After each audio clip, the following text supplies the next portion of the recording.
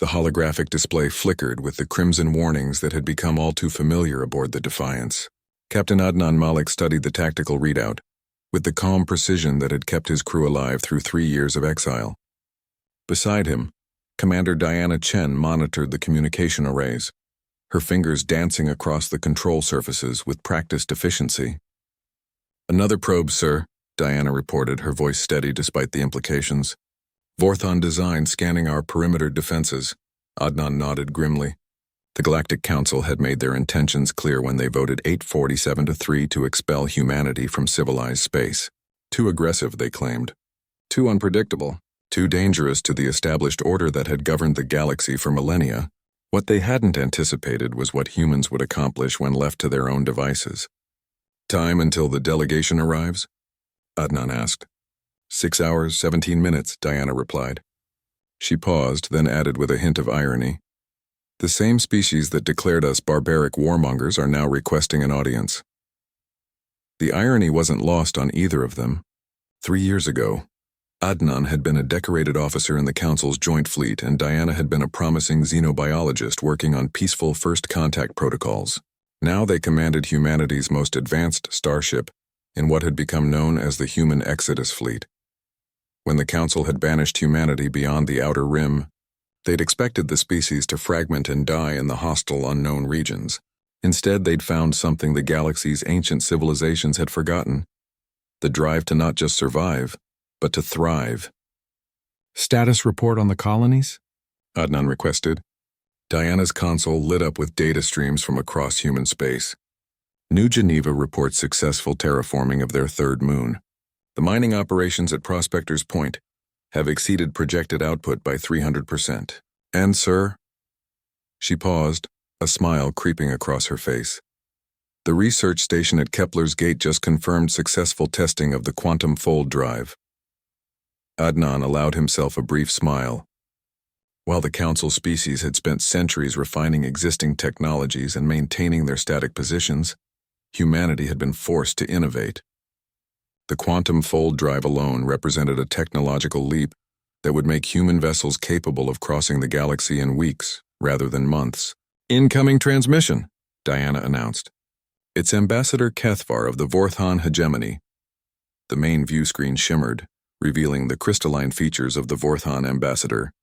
Kethvar had been one of the loudest voices calling for human expulsion, citing their reckless expansion and destabilizing presence. "Captain Malik," Kethvar's synthesized voice carried an unusual tone. Was it desperation? "I trust you remember our previous year discussions. I remember you calling us a plague upon the civilized galaxy." Adnan replied evenly. "I assume this isn't a social call." The ambassador's crystalline form shifted uncomfortably. "Circumstances have evolved. The Council faces challenges that require unique solutions that perhaps only your species possesses." Diana exchanged a glance with Adnan. They'd been monitoring Council communications. They knew about the Devourers. The Devourers had emerged from dark space 6 months ago, a swarm of mechanical entities that consumed entire star systems, converting matter into more of themselves. The Council's conventional fleets had been massacred in their first encounters. Their energy weapons were absorbed, their defensive strategies were analyzed and countered within hours, and their rigid military doctrines crumbled against an enemy that adapted faster than they could respond. "You're referring to the Devourer incursion," Adnan stated. Kethvar's form flickered with what humans had learned to recognize as Vorthon anxiety. "They've consumed 17 systems in the past month. Our projections indicate total galactic consumption within 2 years if current patterns continue." "And suddenly the barbaric warmongers don't seem so barbaric," Diana observed. "We Shadi acknowledge that humanity's unconventional approaches may offer solutions our traditional methods cannot provide," Kethvar admitted, the words clearly causing him distress. Adnan leaned back in his command chair. "What exactly are you proposing, Ambassador?" "Full reinstatement into the Council. Immediate access to our manufacturing capabilities and resource networks. Joint command authority over all defensive operations against the Devourers. In exchange for your fleet's protection, your technologies, your tactics." the view screen filled with tactical data as Kethvar transmitted the Council's intelligence on the Devourers. Adnan and Diana studied the information with growing understanding. The Council's forces had tried to fight the swarm conventionally. Massive fleet engagements, defensive lines, predictable strategies that the Devourers had quickly learned to counter. But humans had never been conventional. "Diana, pull up the Prometheus Gambit," Adnan ordered quietly. She nodded, accessing classified human tactical doctrines. The Prometheus Gambit was humanity's answer to technologically superior foes. Asymmetrical warfare, technological innovation, and the willingness to take calculated risks that other species found incomprehensible. "Ambassador," Adnan said finally, "we'll consider your proposal.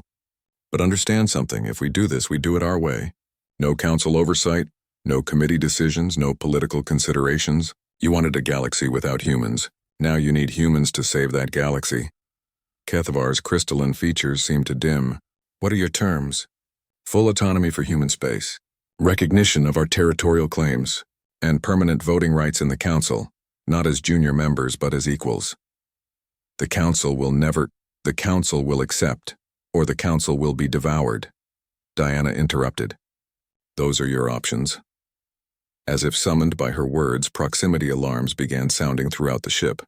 On the tactical display, space itself seemed to tear open as a massive devourer construct emerged from hyperspace. It was easily 10 times the size of the Defiance, its surface writhing with adaptive armor and weapon systems. "Incoming transmission from the Devourer construct," Diana reported, her voice tight with concentration. The view screen split, showing both the Vorthon ambassador and a writhing mass of mechanical components that somehow conveyed intelligence and malevolence. "Human vessel, you will be analyzed. You will be consumed. Resistance is futile." Adnan smiled, a cold, predatory expression that made Kethvar's crystalline form shiver. "Diana, power up the experimental weapons. It's time to show our guest why the galaxy needed humans after all." As the Defiance maneuvered toward the seemingly impossible battle ahead, Adnan couldn't help but appreciate the irony. The Council had tried to eliminate humanity to preserve their perfect, ordered galaxy. Now, as that galaxy faced extinction, only humanity's chaotic, unpredictable, and utterly human approach to warfare might save them all. The war for the galaxy was about to begin, and this time humanity would fight on their own terms.